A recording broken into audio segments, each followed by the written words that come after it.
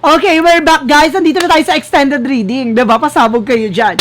No? Hanapin natin, nagilapin natin about sa finances and career, love life at kalusugan. And of course guys, don't forget not to like and subscribe my channel and hit ko siya for more videos update. Maraming salamat po sa mga walang sawang pagsuporta sa aking channel, lalo-lalo nang skip ng ads na way pagpalain kayo ng Diyos at may kapal siksik-rigrig na guuma po na biyayang manabalik sa inyo. Once again guys, ito ay general reading namang hindi lahat makaka-resonate.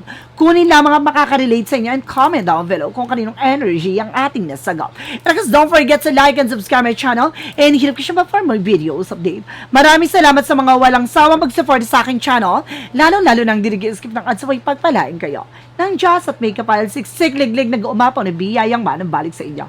So let's see guys, what is the messages, advice sa iyo ng ating angel spirit, no? Para sa ating mga kapatid na Scorpio. Na ito na, let's see. And watch this. Extended gabay. Extended gabay to para sa ating mga kapatid na Scorpio. So let's see. Finances and career, love life at kalusugan. So, there's a 3 pentacles. So, there's something, guys, with a collaboration. Pagdating sa finances mo, no, maaring magkakaroon dito ng something, a lot of communication, transactions, no, maraming mga makakahalubilo, makakasama ka dito, especially bagong trabaho. No? And of course, there's a page of being curiosity. Kailangan mas maging mabusisi ka. Maalam ka sa mga bagay-bagay. Na pagdating sa finances mo, kailangan matutunan mo ano ba yung bagay na makakapagpalago sa'yo. Ano yung magsisilbing kalakasan mo. No? Yung passion. With a Queen of Pentacles, being maturity and being grounded pagdating sa finances. So, kailangan mas maging mature ka kung paano mapapangalagaan for protectionan mo ang iyong finances and even your career. And there's the world. Some of you may travel ka international, ha? Meron ditong travel international o maaaring makapagtrabaho ka sa ibang bansa o maaaring meron kang travel for a trip, ganon. And there's something success coming in. And there's a time of something happiness, so magiging masaya at magiging maligaya ang iyong family now regarding sa iyong finances and career. So, lalago siya, lalakas siya. And there's a 501 something competitors. Ibig sabihin, meron dito naiingit sa family mo, naiingit sa negosyo, hanap buhay mo, or maaaring naiingit no, sa trabaho mo. No? Pagdating naman tayo sa love life, anong chika ng ating gabay? Sa love life, there is an emperor just being mature enough and being grounded. So, kailangan mas maging mature ka. Pagdating sa love life mo, magkaroon ng respeto at disiplina. And of course, there's an 8 of Pentacles. There's a working on it. So, meron dito kailangan mag-focus ka, being dedicated pagdating sa relasyon. So, kailangan yung tutukan at kumbaga, kailangan yung gamayan ang inyong relasyon. Ganon. And there's a 9 of Pentacles. There's a potential now for sinasabi dito with the 9 of Cups na pinapakita na meron ditong kumbaga blossoming or wish fulfillment. So may mga bagay dito na maaaring maging malago ang inyong pagsasama, maging maganda ang inyong relasyon. May matutupad sa mga pangarap niyong dalawa. And there's a Hermit card, spiritual awakening. So may mga bagay dito na maaaring magliwanag sa inyo, magbibigay kasagutan sa inyo, magbibigay ng clarity sa inyo. So bagay na parang kumbaga may pagmulat eh. No, mayroong bagay na magigising ka sa above nowhere na parang, kumbaga, bigla mo nalang maiisip tong bagay na to, na parang, kumbaga, I feel something, kumbaga, karmic relationship. Marami kayong pinagdaanan this past few months, or this past few years. And there's a Tower Moment, there's a major changes. Tulad na sinasabi ko, malaking pagbabago ng aning nangyayari ngayon sa buhay mo with the Tower Moment, no? There is some major changes pagdating sa relasyon. And there's something as 6 of Wands for victory. So, magtatagumpay kayo na pagdating sa inyong relasyon, no, magiging maganda ang inyong pagsasama at ang inyong relasyon. Pagdating sa kalusugan, guys. Sa kalusugan, there's an Empress card for a revert. So, there's something, guys, na maaring kung magagaganda ng kalusugan mo. Some of you baka magbuntis ka, kung ikaw ay babae, kung ikaw ay lalaki, maaring magbuntis yung partner mo, o meron ditong blessing na paparating sa inyo pagdating sa kalusugan nyo. Magkakaroon ng renewal.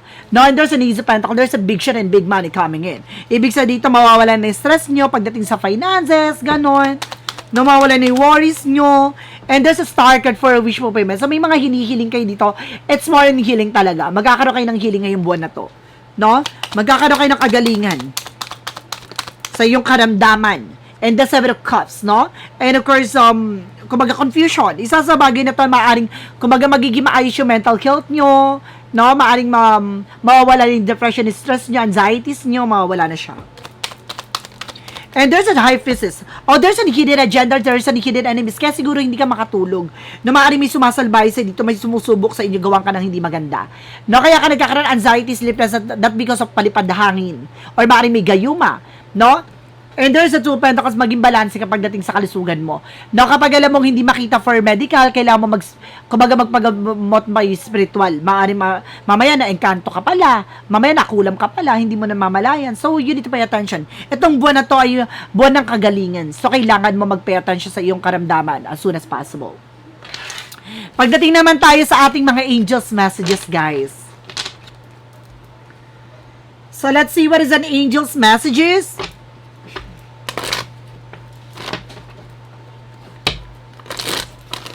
With an angel's messages, guys. There's a creativity. Oh. Meron ditong creativity, guys, ha. So, pinapakita dito na kailangan maging creative kayo sa sarili nyo. No? And there's a world. Talaga meron ditong travel. And there's something success driven. Talaga magtatagumpay ka. No? Sa mapi baka makakapag-ibabansa ka talaga. Babaguhin ito yung mundo mo. Something na parang colorful, gano'n. What is the yin and yang oracle card? What is the yin and yang oracle card? Represent, guys, with a faith, divine intervention. So, talagang sinusubukan ng yung pananampalataya at tiwala. And there's a home family commitment. So, talaga may pagsubok sa inyong relasyon at sa inyong pamilya, ha? So, marami kayong pagdadaanan dito. May mga bagay na kailangan nyo mag-pay attention kung bakit nyo nararanasan lahat ng bagay na yon. So, may pagsubok sa inyong family, guys. What is the romance angel for Mystic Love Oracle deck? Unexpected, all of the sudden. So, may mga biglaan talagang pagsubok sa inyong relasyon. And there's a ghosted. So, some of you pabago-bago ng attitude yung person mo. No, maaring minsan biglang di nagpaparamdam, kumbaga nag-iiba yung atake niya. So, you need to pay attention. No, meron ditong, I feel something may gayuma talaga. No, may gayuma dito, guys. Or palipad hangin. What is Archangel Michael messages? For Archangel Michael messages, guys, this is your life purpose. Ito yung sinasabi dito, no? Ito yung purpose mo sa buhay mo. Na para maliwanagan, malaman lang mga bagay na to. So, kumbaga mayroon dito magbibigay sagot sa'yo dito. Hindi mo to napanood tong reading na to para sa wala lang. Napanood mo to dahil tumumbok, nag-accurate, no, nag-resonate sa'yo to, that's good. So, kailangan mo na lang maging aware kung ano man yung bagay na may paalala ng ating gabay dito. No, what is the Jesus loving quote said? No, watch and pray that you enter not into temptation. So, kailangan mo magdasal, no, na mailayo ka sa tukso, mailayo ka sa pahamakan, no, na mailayo ka sa anuman yung bagay na maaring nagdadala sa'yo ng takot at pangamba. Kasi meron ditong parang susubukin ka, no? So, let's see, guys, what is additional messages for a yes or no pick a card. So, nandito tayo, guys, sa paborito nyo, no? Kung ikaw ay nanonood ng aking reading ever since, ito yung pinaka-paborito ng aking mga viewers, no, ang yes or no pick a card. Kasi pwede ka magtanong, no, pwede ka magtanong sa isip mo, then of course, ito yung magiging sagot. Pipili ka lang within 1, 2, or 3. Pick a card to, pipili ka 1, 2, or 3. Okay, mag-isip ka ng tanong na, ngayon, now na? Nakapag-isip ka na ba? O, pipili ka ngayon na magiging sagot. No, within 1, 2, or 3. Na unang babagsak ng baraha, yun yung una. Number 2 and number 3. Nakapili ka na. Okay. So, let's proceed na tayo. Ito yung yes or no pick a card ng pinaka-paborito ng aking mga viewers, guys. No? Na-miss ko tong reading na to, no? Ng aking zodiac signs.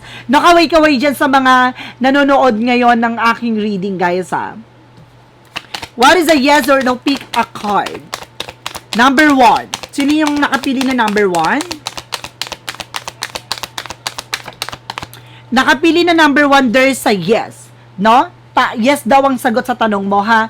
And getting satisfaction, good times, happy ending. So, magiging maganda. Masasatisfy ka sa magiging resulta. No? Kung magagamayan mo lang, hintayin mo lang. So, may mga bagay dito na maaring mangyari talaga. And of course, kung mayroon kang ibang tanong, maaring yes ang sagot, ha?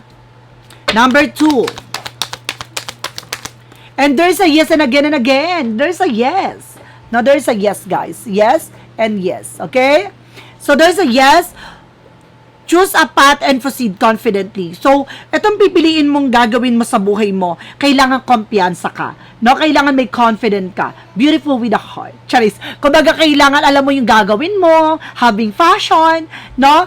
Kumbaga, alam mo yung, kumbaga, ilalaban mo itong bagay na to dahil gusto mo. No, there's a yes. Number 3. There's a yes. Oh, yes, ha? Embrace new opportunities, a fresh day begins. So, ito natanggapin mo na. No, ang panibagong opportunities, oportunidad na darating sa buhay mo. Dahil magsisimula na siya ngayong buwan na to. Ay, masama, guys!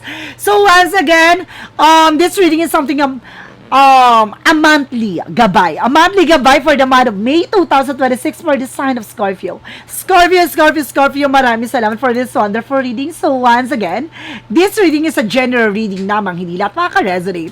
Kunin lang makaka-relate sa inyo and comment down below kung kaninong energy ang ating nasa graphics. Don't forget to like and subscribe my channel and hit siya for more videos update. Maraming salamat guys sa mga walang sawa mag-support sa aking channel.